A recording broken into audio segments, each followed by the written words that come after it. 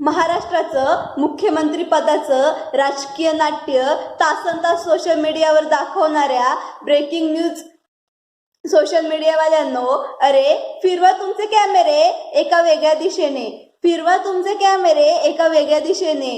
उसाच्या पाचतात हाडं गोठणाऱ्या थंडीत दिवस रात्र उन्हातान्हात कष्ट करणाऱ्या शेतकऱ्याकडे कसा आहे शेतकरी, काय आहेत कर्जबाजारी शेतकऱ्यांच्या समस्या, काय आहेत त्यांचे प्रश्न. अरे दाखवा या जगाला जगाच्या पोशिंद्याचं शोषण आणि काळ्या बाजारात विकलं जाणारं त्याचं राशन. अहो अभिमानाने जगतो आम्ही शेतकऱ्याच्या पोरी, अभिमानाने जगतो आम्ही शेतकऱ्याच्या पोरी. आमच्या बापाच्या कष्टावर चालते ही दुनिया सारी, आमच्या बापाच्या कष्टावर चालते ही दुनिया सारी. नमस्कार, मी नेहा अंकुश पानसरे, श्री शिव छत्रपती महाविद्यालयाची विद्यार्थिनी SYPPA या वर्गात शिकत असून UGC CPE अंतर्गत राज्यशास्त्र विभाग आयोजित नेतृत्व विकास उपक्रम आणि नेतृत्व विकास वक्तृत्व स्पर्धेच्या निमित्ताने आज आपल्या समोर विषय मांडते शेतकऱ्यांचे प्रश्न, शेतकऱ्यांचे प्रश्न. खरं तर या स्पर्धेसाठी अनेक विषय होते, पण प्रत्येकाच्या मनाला लागणारा, तुम्हा आम्हा युवकांच्या काळजाला भिडणारा आणि टोचणारा विषय म्हणजे शेतकऱ्यांचे प्रश्न. काय असतील शेतकऱ्यांचे प्रश्न, काय आहे शेतकरी हे समजून सांगावं लागतं. हे आम्ही आमचं बॅड लक समजतो. अहो शेतकरी उन्हातान्हात दिवस रात्र काबाड कष्ट करतो आणि त्याचे प्रश्न सुटत नाहीत. मग त्याच्याकडे शेवटचा पर्याय काय उरतो? आत्महत्या. खरं तर खूप बॅड लकी आहोत आम्ही की आम्हाला शेतकऱ्यांचे प्रश्न आणि शेतकरी आत्महत्या का करतो या विषयावर बोलावं लागतंय. उपाशी राहील ही दुनिया तुझ्या विना, उपाशी राहील हे जग तुझ्या विना, नको करूस तू आत्महत्या, नको करूस तू आत्महत्या. अरे लोकशाहीच्या कारभारात कुणी म्हणतं विठ्ठल तर कुणी म्हणतं पांडू, अरे लोकशाहीच्या कारभारात कुणी म्हणतं विठ्ठल तर कुणी म्हणतं पांडू.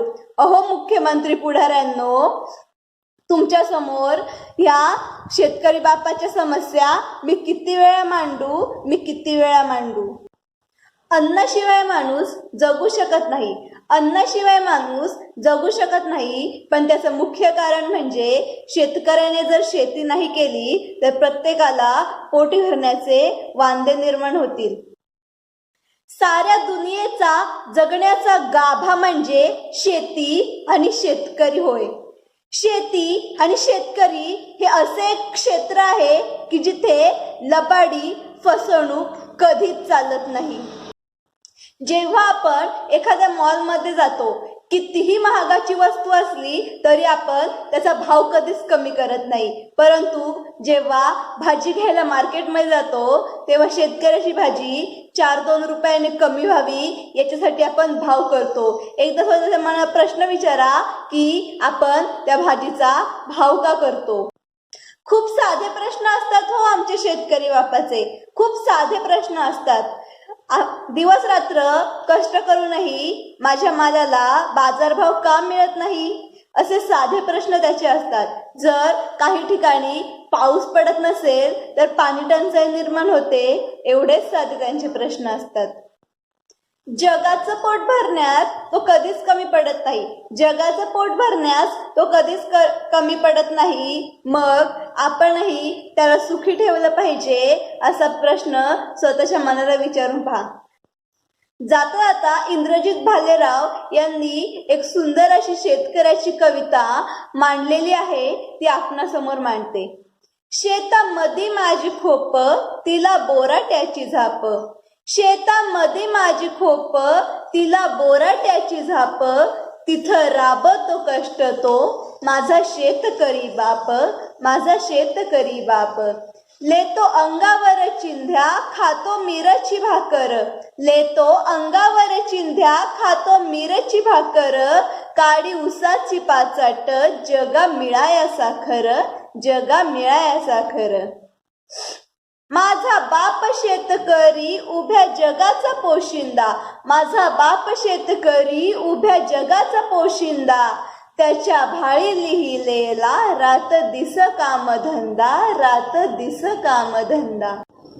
देवाने पृथ्वी निर्माण केली, देवाने पृथ्वी निर्माण केली. मग त्याच्या मनात एक प्रश्न आला की माझ्याप्रमाणेच माझ्या पृथ्वीचं रक्षण कोण करणार, माझ्याप्रमाणेच माझ्या पृथ्वीची काळजी कोण करणार. मग याच विचाराने देवाला एक युक्ती सुचली व त्याने शेतकरी राजा निर्माण केला, शेतकरी राजा निर्माण केला. जाता जाता माझ्या सरकारला एवढीच विनंती असेल की शेतकऱ्याचे प्रश्न सोडवा. शेतकरी जर सुखी राहिला तर जगाचं पोट भरण्यात तो कधीही कमी पडणार नाही. जास्त काही मागणी नसते हो त्याची, जास्त काही मागणी नसते हो त्याची. फक्त कर्ज फिटण्याची चिंता असते, कर्ज फिटण्याची चिंता असते. धन्यवाद. जय हिंद, जय भारत, जय शिवराय.